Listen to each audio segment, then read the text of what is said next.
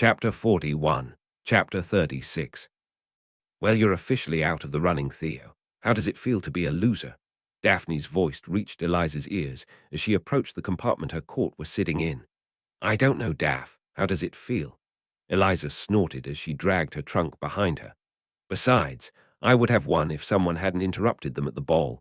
Don't be such a sore loser, Draco drawled, and that was when Eliza finally flung open the door to the compartment with a smug grin.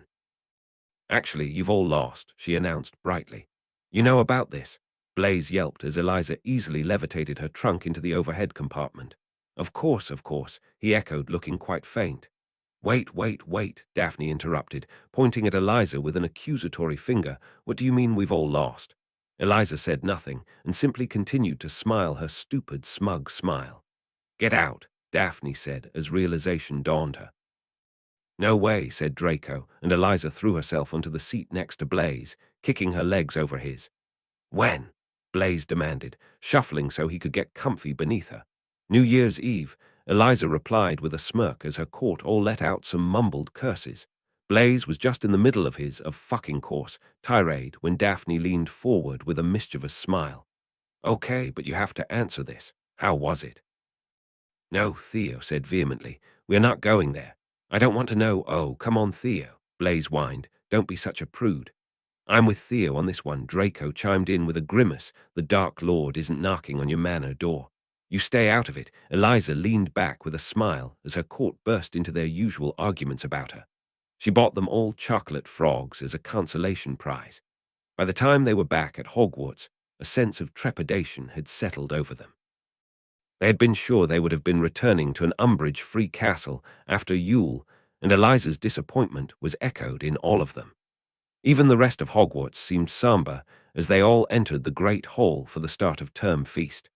Umbridge sat looking ridiculously smug at the teacher's table, and Eliza glared at her mulishly from her spot at the Slytherin table. You know, if you're planning to kill her, you should stop shooting daggers at her. It makes you look pretty suspicious. Both the Weasley twins chimed in unison, and Eliza stared at them in confusion as they leaned over Blaze at the table. What are you two doing over here? She found herself asking, lips twitching into a small smile when Blaze slumped against the table to avoid knocking his head against Fred's. We heard from a little birdie that your Hogwarts coup was halted. We were wondering if you wanted to go through with some more of our plans. The grins they were sending her were positively evil. She glanced up again at Umbridge, who was adjusting the large, pompous bow in her hair. Friday, the abandoned classroom. Meet you there at the usual time. You're on, they both said, and then turned on their heels back to the Gryffindor table. I'll never understand how you became friends with them, said Daphne with furrowed brows. Blame Blaze, Eliza responded. She would get Umbridge out of Hogwarts, no matter what it took. Eliza was honestly expecting the first week back to be rather easy, but she should have known that what with being an absolute royal dick, Umbridge would never take a day off. Eliza was just coming back from the chamber after visiting Jormy when she bumped into her court in the entrance hall. They were all staring up at the wall with looks of despondency, and Eliza pushed herself between Blaze and Draco. What number are we on now? 26 and counting, Theo responded dryly, and Eliza quickly scanned the newest decree. Teachers are hereby banned from giving students any information that is not strictly related to the subjects they are not paid to teach.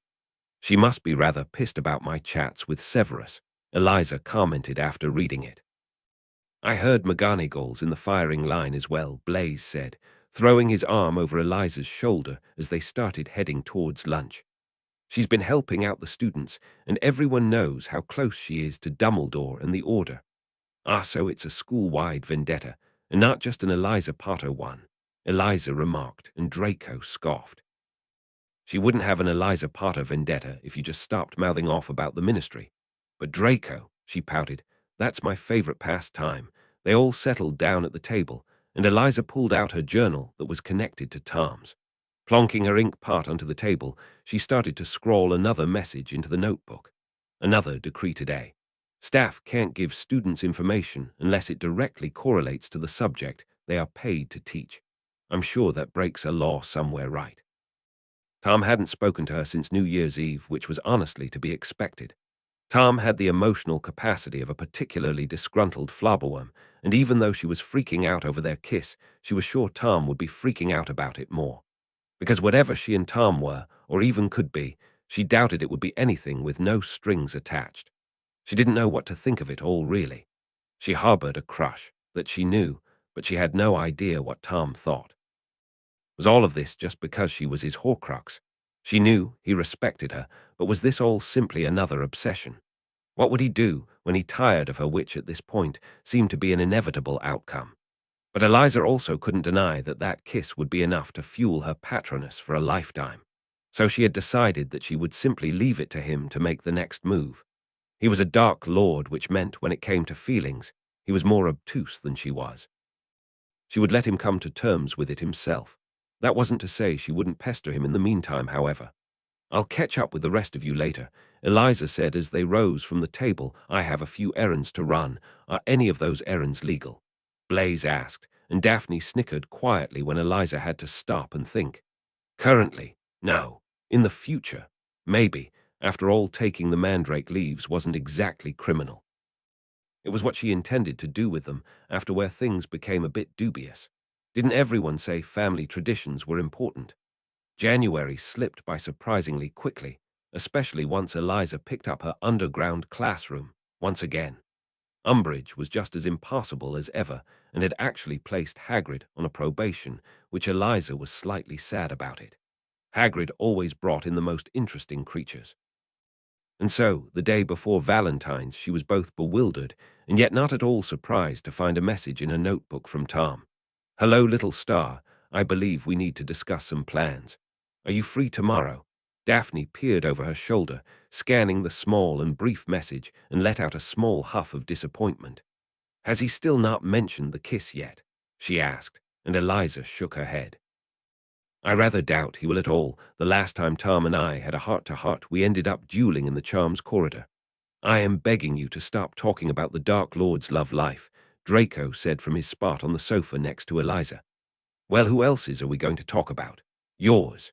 You can't talk about what doesn't exist, Draco." Now, children," Blaze cut in smoothly, making Eliza laugh. "Think about the example you're setting." He continued to chide them. Eliza was sure he would have continued if Theo hadn't picked up a cushion and thrown it straight at his face. "Really?" Blaze deadpanned. "Was that really necessary?" Theo shrugged. "I have no idea what you're talking about." Eliza stopped them before they had a full-fledged pillow fight in the middle of the common room. "So what diabolic schemes did you want to talk about?" Eliza wrote into the notebook on Friday night. She had already retreated into her dorms, and after bullying Draco into getting a hot chocolate for her, was now curled up under her blankets, sipping on it contentedly. She had to put extra sugar in it to combat the bitterness of the mandrake leaf, but sometimes sacrifices had to be made. She only had to wait for a few more minutes before the journal heated up, a sure sign that Tom was writing back to her. "I thought it would be best to discuss our plans in regards to my reveal and what you're planning for Umbridge. It wouldn't do for you to catch me unawares, darling. Are we going through with my plan, then? I reveal myself to Dumbledore as Voldemort, but still continue to appear as Lord Gaunt on the Wisengamot. We split his attention, make him focus on militarizing rather than occupying more positions in the Wisengamot. You turn to him and learn all of his plans, so we stay one step ahead. By the end of your 6th year, he will be dead, and he will die a deranged old man who has been discredited to the fullest. It seems like you've got it all worked out," Eliza wrote back with no small amount of smugness over hearing Tom choose her plan. "Yes, but where should this reveal happen? We can't risk anyone else finding out, otherwise it would negate the whole point." Eliza sighed slightly. Tom was never fun when he was being so serious. The Department of Mysteries. "Pretend you need me to go in and pick up the prophecy, and then we meet there, you with your Death Eaters and me with the Order. We can duel, you can reveal yourself, and then apparate before anyone else turns up. The Department of Mysteries. That could definitely work, but how would I lure you there? Everyone knows your occlumency barriers are rather formidable, darling," Tom commented, and Eliza preened slightly at the praise. "I could drop them." Eliza wrote hesitantly, and Tom replied ridiculously quickly. "You can do that." Eliza lowered her occlumency barriers in response and was immediately assaulted by foreign emotions. Curiosity and satisfaction became a quiet, niggling awareness in the back of her mind, and she felt a flash of surprise, as Tom obviously sensed their connection on his side as well. Suddenly being able to invade your mind would be too suspicious, I think. What other ways could I lure you into the department? Tom wrote back, evidently feeling no need to close off their connection on his side. Eliza left her occlumency shields down and allowed his emotions to flood through her as well. It brought a whole different layer to their conversation, and Eliza wondered why they had never done it before. Everyone knows I'm rather protective of my court. You could kidnap one and send me a ransom letter. I'd go and alert the order when I was already in the department. We start dueling before Albus Dumbledore strides in. My Death Eaters deal with as many Order members as we can. And then, when Dumbledore goes to duel me to protect his student, I reveal myself. And then escape directly after. But what about the prophecy? Dumbledore will be expecting to see one she could feel Tom considering her words through their link, and she took another sip of her hot chocolate, sighing contentedly as she shifted further beneath her blankets. You could just say it's smashed. He'll probably try and tell you it anyway. Meddling old coot that he is. Tom's vendetta against Dumbledore would never not be entertaining. That just leaves the when and the who. Theo and Draco have sworn off being hostages forever thanks to the second task. You can't particularly blame them, darling. If I woke up on the back of a Kelpie, I'd never be your hostage again either. Well, he made a fair enough point. And if it were one of my court, you would have to find a day to kidnap one of them without Hogwarts noticing. Also, I refuse to do all of this in owl season. My exams trump your needs to be a dastardly Dark Lord. Fair enough, Tom wrote back, and Eliza could feel an echo of amusement through their link. What if I took your godfather? She and Tom spent the rest of the night planning and scheming about their reveal and Eliza's plans for Umbridge. And Eliza was happy to know that the slight giddiness she felt upon talking to Tom wasn't solely her own. Tom sighed as he placed his journal to the side after finishing up his talks with Eliza. Running a hand through his hair, he heaved another sigh and pulled out a bottle of wine he stole from Lucius last week. It was Friday. He deserved to have a bit of a break. "What is wrong, master?" came Nagini's voice as she slithered up to coil on his desk, crinkling the newest Wisengamot bills. Not that Tom really minded. "Nothing is wrong, Nagini. I am just confused," he said back as he swirled the wine in the glass. "Is this about the little speaker again, master?" Tom nodded his head and took a sip of his wine. When wasn't it about Eliza these days? She confused him, truly and completely unlike anything else in his entire life. "Silly, master. Master needs to talk to the little speaker." Tom smiled softly and patted Nagini on her head. If only it was that simple. But what could he even tell her? What could he tell her when he had no idea what to even tell himself? It had started, Salazar when had it even started, possibly in that first meeting. Tom could admit he had casual magpie tendencies. He liked interesting things. Everything had the tendency to be unbearably dull, and so when something different appeared, Tom tended to get a bit obsessed. Pulling things apart, seeing how they worked even if the something in question was a person. Perhaps especially if that something was a person. And Eliza had been one of the most interesting people he had come across in a long time, still was one of the most interesting people he knew. And then, well then, he had found out she was his Horcrux. His Horcrux. They shared one of the most powerful connections known to wizard kind, and this tiny spitfire of a girl quite literally housed a piece of his soul. Tom did his best to rein in his possessive tendencies. He knew he had a lot of them after all. He figured it came from having nothing for most of his younger years. Whatever was his own completely and utterly. The trinkets he continued to send to Eliza were just proof of that, pretty things for his Horcrux. He had thought that was just his usual possessiveness leaking through, but what if and then there had been the Triwizard Tournament? Eliza challenged him every step of the way, bright and unyielding and brilliant in a way he had never encountered before. And he couldn't deny that it wasn't just possessiveness then. Eliza wasn't just another trinket he could collect or an ally he was pleased to have. Because Tom, above all else, wanted her happy. Tom couldn't remember when he had cared for another's happiness beyond superficial manipulation. But hadn't Eliza said it? "I thought we were friends, Tom, friends." Tom had never truly had one of those before. Not how Eliza treated her friends anyway, and so he had just assumed that was that. Friends, a novel concept, but a term that could describe his and Eliza's relationship.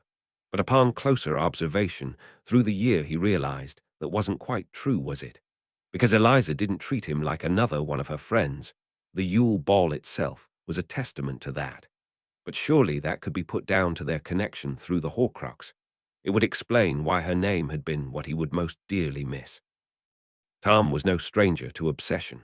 It was the closest thing he could feel to love, really. And he couldn't deny that he was well and truly obsessed with Eliza Potter. And then Yule happened with her memories, and Tom found his obsession growing. Because Eliza truly had seen every part of him, every monstrous, unlovable, twisted part of himself. And yet she looked up at him with those bright eyes, and Tom knew he would never be the same if she actually turned him away. She had even saved his life. He thought he could hear her sometimes. When he dreamt he was back in that graveyard, when his litany of "I'm fine, I'm here, I'm alive" wasn't enough. He thought he could hear her voice screaming his name, terrified and raw and panicked, and Tom knew he never wanted to hear her like that again. Smart, brilliant, charming, witty Eliza Potter, his Horcrux, his friend, and maybe, possibly even something more. Tom wasn't an idiot. He could recognize beauty when he saw it, and he was also no stranger to indulging when it struck his fancy. Attraction wasn't as confounding of an emotion as love. So perhaps that was what his obsession had mutated into. It would certainly explain the brief sparks of jealousy, the increase in possessiveness. He had started flirting with her more after that, and she just blushed so prettily that he couldn't help but keep it up. It was rare to see the girl at a loss for words. She was always quick-witted, a bright spark in a dark room, and Tom enjoyed getting one up on her, as it were. And then at the Malfoy Yule Ball she had just looked so stunning, and even after that at the Azkaban break-in. Strong and powerful and larger than life, he couldn't help but compare Eliza Potter to a hurricane. Nothing that met her was left standing, even, impossibly, himself. And for his birthday she truly had gone above and beyond. And what was he meant to do in the face of that, in the face of that blatant care and affection? The fact that she remembered his one-off comment about his favorite opera, the fact that she sat by his side without complaining for hours as he played the piano. What was he meant to do with a girl that made him feel more alive than he ever had before? The answer had seemed simple then, when she stood on her doorstep looking like divine temptation itself. That kiss. Tom had never experienced anything like that kiss in his whole life.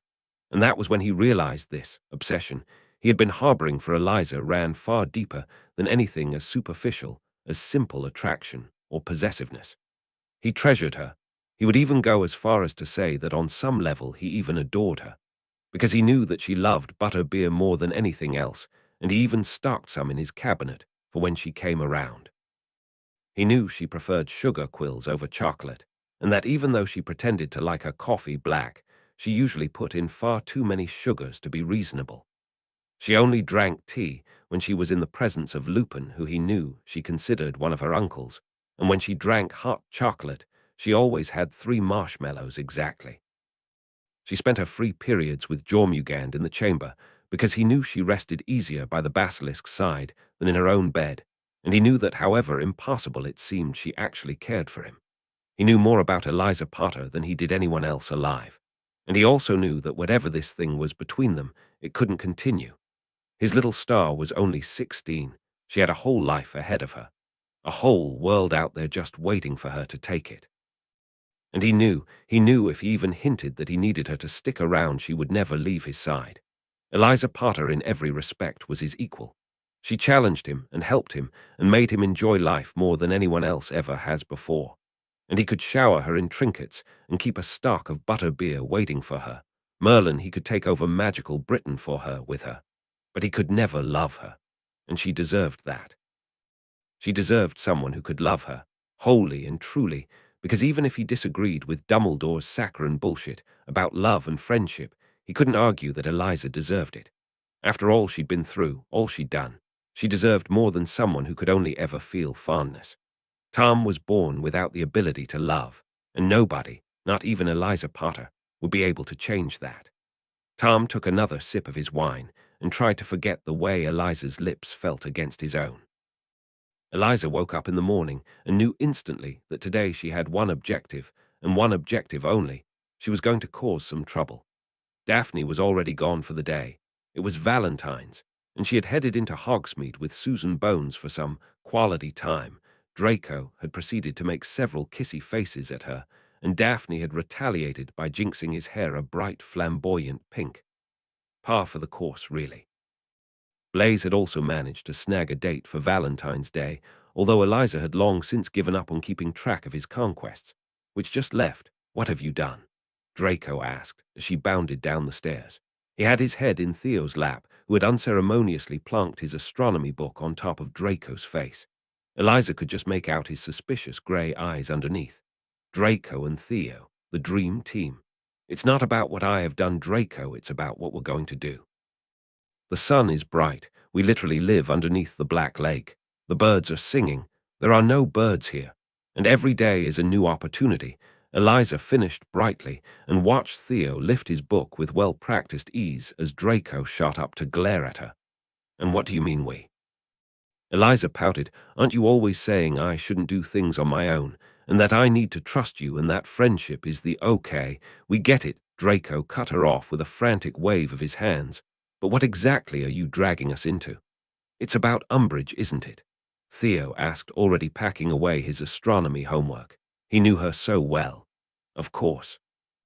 Sirius and Remus have given me full parental approval to cause absolute hell, considering the lawful route didn't exactly work out. Like you've ever needed parental approval, Draco grumbled, but stood up anyway and started to look for his shoes, which he must have kicked off sometime before he chose to use Theo as a sofa. Parents love Eliza, Theo said as he too started pulling on his shoes. She's never had any trouble getting their approval. That's because I'm an angel. A hard-working, intelligent, charming young girl who's risen above her troubled past. It's because you actually get them to believe that bullshit, Theo responded with a smirk. Or some parents are mad enough to like you anyway, Draco tacked on, jumping around as he shoved his feet into his shoes. Eliza couldn't even argue with them. What's the agenda then? Theo asked, jumping up, straightening his shirt sleeves. Stage 1, Eliza said as they all made their way out of the common room. Coffee. As expected, Draco cut in with an understanding nod. Stage 2, we tracked down Luna Lovegood. Unexpected, but rather intriguing, he continued, and Theo snickered quietly at her right. Stage 3, we finalize a deal with her and her father. Doesn't he own the Quibbler? Theo asked as they finally reached the great hall and pushed the doors open. Stage 4, we reach out to my dear friend Rita Skeeter and put her in touch with said Luna Lovegood. Oh, I see where you're going with this now, Draco said with an excited smile as Eliza poured herself a coffee and dumped some sugar into it. And Stage 5, Theo asked, making him and Draco a cup of tea. We sit back and watch. Eliza finished with a wide smirk. Umbridge was going to regret stepping into her school by the time Eliza was done with her. Tracking down Luna Lovegood was a surprisingly hard task. The girl didn't have that many friends apparently, and Eliza was left lost as she tried to find the flighty blonde. In the end, she and her court were left to turn to the two other sneakiest people she knew. Fred, George, Eliza called in a sing-song voice as she walked into the abandoned classroom the pair had commandeered as their own private lab. The pair were bent over what looked like another one of their skiving snack boxes. Why, if it isn't Eliza Potter and her Eichel friends? Hello, little Malfoy, not. Why doesn't Thea get an irritating nickname? Draco complained under his breath, and Eliza saw out of the corner of her eye when Theo stepped on his foot. Forge, Gred, I need a favor, Eliza said, and the two red heads perked up. She had an odd relationship with the twins. They had come together this year to take down Umbridge, but even before then they had usually been quite ambivalent with one another. They had been some of the first people she met after all. Won her first train to Hogwarts those years ago. And what can we do for you today? Said George. And what do we get out of it? Said Fred, or who she assumed was Fred. She was quite good at telling them apart when they weren't intentionally trying to screw her over. I need to find a certain Luna Lovegood to aid in our mission to overthrow the Pink Toad. Eliza explained and watched as the twins exchanged glances. Okay, they said in unison with mischievous grins. But you have to help us with this, they ended, and held up what looked like a prototype of the nosebleed nougat that they had yet to perfect.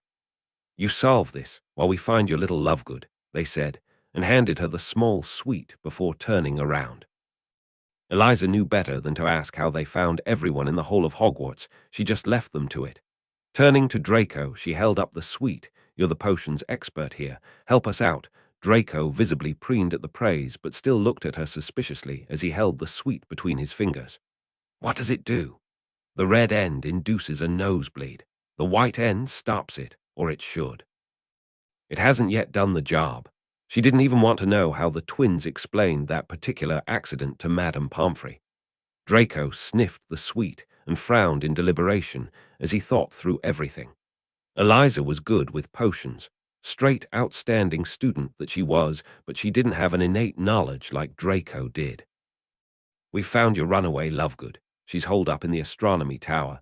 Eliza smiled in thanks, and all three of them turned their attention onto Draco, who shoved the sweet back at the Weasley twins with a disapproving frown.